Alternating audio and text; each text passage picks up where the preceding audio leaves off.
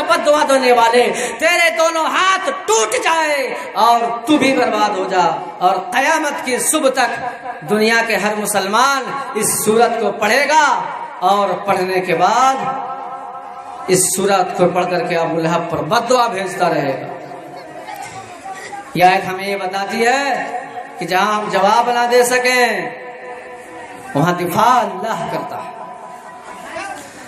تو میرے بھائیو، جو پہلے خوبی کو میں آپ کے سامنے رکھ رہا ہوں، یا ایھا النبی انا ارسلناک شاہدا ومبشرا ونذیرا، اے محمد صلی اللہ علیہ وسلم، ہم نے آپ کو پوری کائنات کے لیے گواہ بنا کر بھیجا۔ گواہ اس بلندی کے ساتھ اٹھا کہ جب اس نے گواہی دی کہ اللہ ہے، جنت ہے، جہنم ہے، قیامت آئے گی، میرے بھائیو، جب اس نے حجۃ الوداع کے موقع پر اس نے خطبہ دیا، پورا خطبہ دینے کے بعد آپ نے ایک اصول بتایا، پوری بات بتانے کے بعد آپ نے لوگوں سے یہ بھی پوچھا، لوگوں، اللہ نے جو مجھے پیغام دے کر بھیجا تھا، اللہ نے جو مجھے ذمہ داری دے کر بھیجی تھی، اللہ نے جو مجھے رسول بنا کر بھیجا تھا، تم تک میں نے پورا کر دیا یا نہیں کر دیا؟ ان لوگوں نے کہا تھا، قالوا بلغتا ودعیتا ونصحتا، اے اللہ کے پیارے نبی، اے ہمارے آنکھوں کی ٹھنڈک، اے جناب محمد الرسول اللہ صلی اللہ علیہ وسلم، ہمارے ماں باپ آپ پر قربان ہو، بھلا ہم سوچ سکتے ہیں کہ آپ خیانت کریں گے؟ اللہ نے جو آپ کو ذمہ داری دی تھی ہم تک پورا پہنچا دیا، آپ نے کوئی چیز چھپائی نہیں ہے، ساری چیزیں پھیلا دی ہیں۔ اللہ کے نبی صلی اللہ علیہ وسلم حجۃ الوداع کے خطبے کے اندر جب 1,44,000 صحابہ کے اس مجمع میں سب بولا تو اللہ کے نبی صلی اللہ علیہ وسلم کی نظر آسمان کی طرف گئی، اے اللہ دیکھ لے میری امت میری گواہی دے رہی ہے، اے اللہ دیکھ لے میری امت میری گواہی دے رہی ہے، یعنی اپنی امت پر اللہ تعالیٰ کو بھی گواہ بنا لیا۔ شاہد اس شان و شوکت کے ساتھ اٹھتا ہے کہ اس نے گواہی دی کہ اللہ تعالیٰ کو بھی اپنی امت پر گواہ بنا لیا۔ اللہم شہد، اللہم شہد، اے اللہ میری امت کی گواہی پر تو بھی گواہ بن جا، اے اللہ میری امت کی گواہی پر تو بھی گواہ بن جا۔ ہو سکتا ہے کہ آج جیسے نوح کی قوم نوح کو جھٹلائے گی، ہو سکتا ہے میری امت بھی کل قیامت کی روز جھٹلائے گی۔ آج یہ کہہ رہے ہیں کہ میں نے ساری چیزیں پہنچا دی ہے، کوئی چیز چھپائی نہیں ہے، ہو سکتا ہے کہ اللہ میرے امت کی گواہی پر تو بھی گواہ بن جا۔ میں ابھی ایک چیز پر ہوں، قرآن کی آیت شاہدہ و مبشرہ و نذیرہ۔ کبھی کبھی شاہد کا معیار اتنا مضبوط ہوتا ہے کہ یقین ہی نہیں کرنا پڑتا، لیکن اس کی ذات پر بھروسہ کر کے یقین کرنا پڑتا ہے۔ مثلا کچھ کافر حضرت ابوبکر صدیق رضی اللہ تعالیٰ عنہ کے پاس آئے اور کہنے لگے کہ ابوبکر بتاؤ یہاں سے بیت المقدس کتنی دوری پر ہے؟ حضرت ابوبکر نے کہا کہ آج بیٹھو تو جانے اور آنے میں 1 مہینہ کا ٹائم لگتا ہے، یعنی گھوڑے پر یا اونٹ پر سفر کرو تو جانے اور آنے میں 1 مہینہ ٹائم لگتا ہے۔ ان لوگوں نے کہا اچھا مانتے ہو؟ کہاں مانتا ہے، اس میں ماننے والی بڑی بات کون سی؟ لوگ آتے ہیں جاتے ہیں، ہم خود گئے،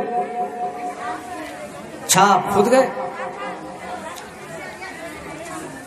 جب مانتے ہیں کہ بیت المقدس جانے اور آنے میں 1 مہینہ کا ٹائم لگتا ہے،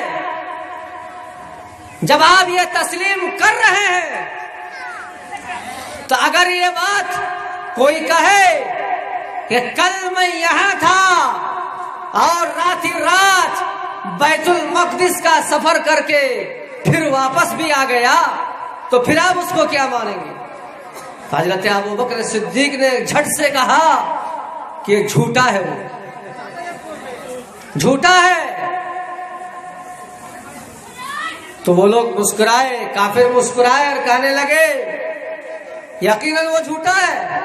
کہا ہاں وہ جھوٹا ہے۔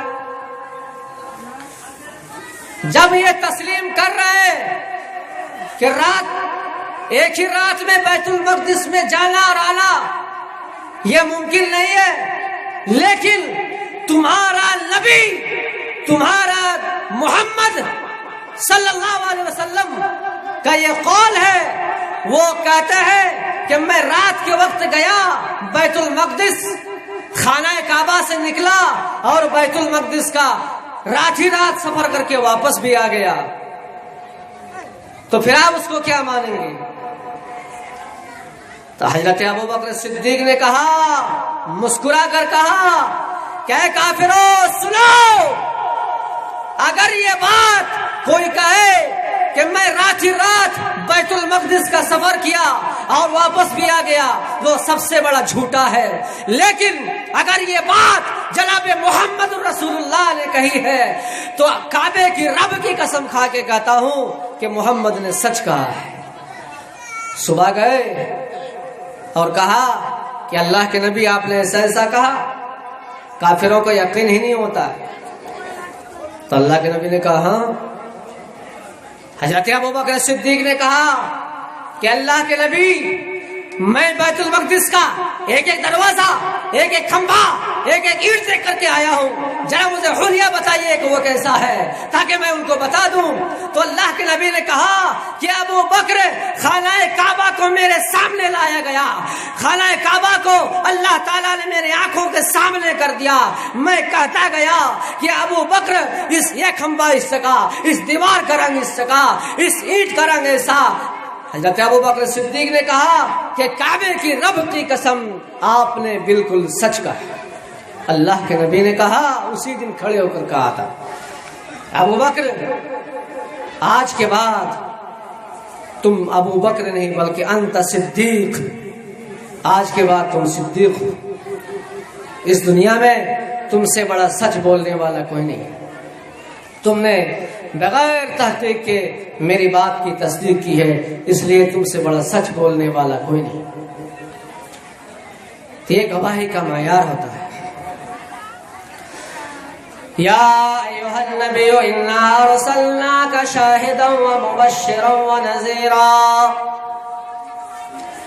اے جناب محمد رسول اللہ صلی اللہ علیہ وسلم، ہم نے آپ کو پوری کائنات کے لیے گواہ بنا کر بھیجا، ومبشرا، اور ہم نے آپ کو اچھے کام کرنے پر لوگوں کو جنت کی خوشخبری دینے والا بنا کر بھیجا۔ آپ قرآن و حدیث پڑھتے جائیے، آپ قرآن و حدیث پڑھتے جائیے، محمد رسول اللہ اچھے کام کرنے والوں کو جنت کی خوشخبریاں ہی سناتے ہیں، متقی پرہیزگار ہیں، اللہ سے ڈرنے والے ہیں تو خوشخبری سنا رہے ہیں۔ ان للمتقین مفازا، اللہ سے ڈرنے والوں کے لیے کامیابی ہی کامیابی ہے۔ تو کبھی آپ صبر کرنے والوں کو بھی خوشخبریاں سناتے ہیں۔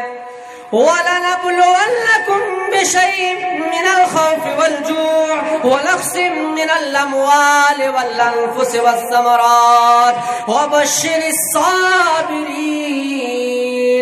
اے مسلمانوں ہم تمہیں آزمائیں گے، وَلَنَبْلُوَنَّكُمْ بِشَيْءٍ مِّنَ الْخَوْفِ، ہم تمہارے اوپر خوف ڈال کر بھی ہم تمہیں آزمائیں گے، جیسا کہ آج پورے بھارت کے اندر ہم مسلمانوں کے اوپر ایک خوف طاری ہے، اس طرح کا خوف ڈال کر بھی ہم تمہیں اے مسلمانوں آزمائیں گے، والخوف والجوع، اور ہم تمہیں بھوکا مار کر بھی ہم تمہیں آزمائیں گے، ونقص من الاموال، اور تمہاری کاروبار کو، اور تمہاری کاروبار میں نقصان کر کے بھی ہم تمہیں آزمائیں گے، والانفس، اور تمہاری جانیں لے کر بھی ہم تمہیں آزمائیں گے، اے مسلمانوں۔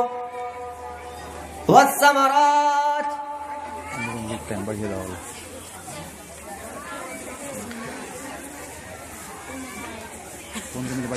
والثمرات، اور تمہارے اناج کو، تمہارے پھل فروٹ کو، تمہارے کھیتیوں کو برباد کر کے بھی ہم تمہیں آزمائیں گے۔ اے میرے حبیب، اے میرے پیارے نبی جناب محمد الرسول اللہ صلی اللہ علیہ وسلم، جو ان تمام مصیبتوں میں جو میرے بندے صبر کر لے، ان وبشر الصابرین، آپ ان کو جنت کی خوشخبری سنا دو۔ دوسرا ٹکڑا جا رہا ہے، جو دوسری خوبی میں آپ کے سامنے پیش کر رہا ہوں، شاہدہ و مبشرہ پہ ابھی جا رہا ہوں، اور وقت بھی نہیں ہے کہ میں 5 چیز آپ کے سامنے رکھ سکوں۔ ابھی دوسری چیز آپ کے سامنے بیان کر رہا ہوں۔ کہیں آپ اس انداز میں خوشخبری سناتے ہیں، من قال لا الہ الا اللہ دخل الجنہ، جو اپنی زبان سے لا الہ الا اللہ کہے گا وہ جنت کے اندر جائے گا۔ پھر آپ شرط لگا رہے ہیں، من قال لا الہ الا اللہ صدقا للقلب دخل الجنہ، جو لا الہ الا اللہ کہے گا اور سچے دل سے کہے گا، یعنی لوازمات کو پورا کرے گا، وہ جنت کے اندر جائے گا، وہ جنت میں جائے گا۔ پھر آپ خوشخبری اس طریقے سے سناتے ہیں، من مات لا یشرک باللہ دخل الجنہ، جو دنیا میں مرا اس حال میں مرا کہ اللہ کے ساتھ کسی کو شریک نہیں کرتا تھا، وہ جنت کے اندر جائے گا۔ وہ امام کائنات اٹھتے ہیں اور لوگوں کو اس طریقے سے خوشخبری سناتے ہیں۔ میرے پیارے ساتھیوں، آپ کا جو خوشخبری دینے کا انداز، آپ قرآن پڑھتے جائیے، حدیث پڑھتے جائیے، کبھی تو آپ خوشخبری سناتے ہیں، من کان آخر کلامہ لا الہ الا اللہ دخل الجنہ، جو دنیا میں مرنے سے پہلے جس نے آخری زبان بھی اپنے زبان سے لا الہ الا اللہ نکالا، وہ جنت کے اندر جائے گا۔ وہ امام کائنات اٹھتے ہیں، لوگوں کو اس طریقے سے خوشخبری سناتے ہیں۔ میرے پیارے ساتھیوں، ما منکم من احد یتوضا فیحسن الوضوء، تم میں سے جو وضو کرے گا اچھی طریقے سے وضو کرے گا، اور وضو کو وضو کے طریقے سے کرتا ہے، اور وضو سے فارغ ہونے کے بعد اشہد ان لا الہ الا اللہ، مسلم کے الفاظ ہے، اللہ کے نبی فرماتے ہیں فتحت لہ ابواب الجنت الثمانیہ، اس کے لیے جنت کے 8 دروازے کھول دیے جاتے ہیں۔ کبھی آپ اس انداز میں خوشخبری سناتے ہیں، من بنا للہ مسجدا بنا اللہ لہ بیتا فی الجنہ، جو دنیا میں اللہ کے لیے ایک مسجد بنائے گا، قیامت کے دن اللہ تعالیٰ بھی اس کے لیے ایک گھر بنائے گا۔ میرے پیارے ساتھیوں، اس حدیث پر غور کریں کہ من بنا للہ مسجدا بنا اللہ لہ بیتا فی الجنہ، جو دنیا میں ایک مسجد اللہ کی رضا کے لیے ہونا چاہیے، ریاکاری کے لیے نہیں ہونا چاہیے۔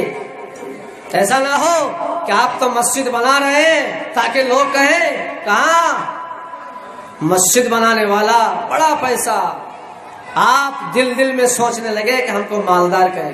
نہیں میرے بھائیوں، جس نے اللہ کی رضا کے لیے دنیا میں ایک مسجد بنا ڈالا، تو قیامت کے دن اللہ تعالی اس کے لیے ایک گھر بنائے گا۔ اور اگر قیامت کے دن اللہ تعالی اس کو ایک گھر بنائے گا تو اس سے بڑا خوش نصیب اور کون ہو سکتا ہے؟ سبحان اللہ کے، اس سے بڑا خوش نصیب اور کون ہو سکتا ہے؟ تو کبھی آپ اس طریقے سے خوشخبری سناتے ہیں کہ لوگوں، جس کی 3 بیٹیاں ہوگی یا جس کی 3 بہنیں ہوں گی، اور اس نے ان کو پڑھایا ہوگا، لکھایا ہوگا، اچھا ادب سکھلایا ہوگا، اور کسی دیندار گھرانے میں اس کو شادی کر دی ہوگی۔ میرے پیارے ساتھیوں، لڑکیوں کی تعلیم و تربیت پر جناب محمد الرسول اللہ صلی اللہ علیہ وسلم جنت کی بشارت دے رہے۔ کون کہتا ہے کہ اسلام عورتوں کو، لڑکیوں کو تعلیم و تربیت سے روکتا ہے۔ اسلام تو کہتا ہے کہ لڑکیوں کو تعلیم دو، تربیت دو اور اچھا ادب سکھلاؤ، اور اچھا ادب سکھلانے کے بعد ان کو شادی دیندار گھرانے میں کر دو۔ یعنی ایک باپ کی ذمہ داری ہے کہ دیندار لڑکے کو دیکھنا۔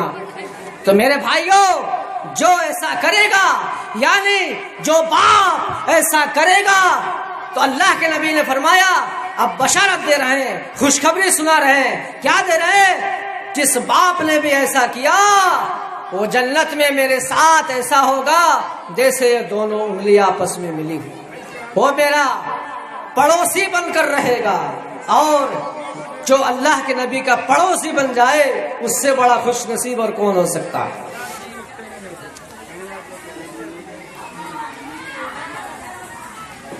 یا ایھا النبی انا ارسلناک شاہدا ومبشرا ونذیرا، اے محمد صلی اللہ علیہ وسلم، ہم نے آپ کو دنیا والوں کے لیے، پوری کائنات کے لیے گواہ بنا کر بھیجا، ومبشرا، اور آپ کو اچھے کام کرنے والوں کے لیے جنت کی خوشخبری دینے والا بنا کر بھیجا۔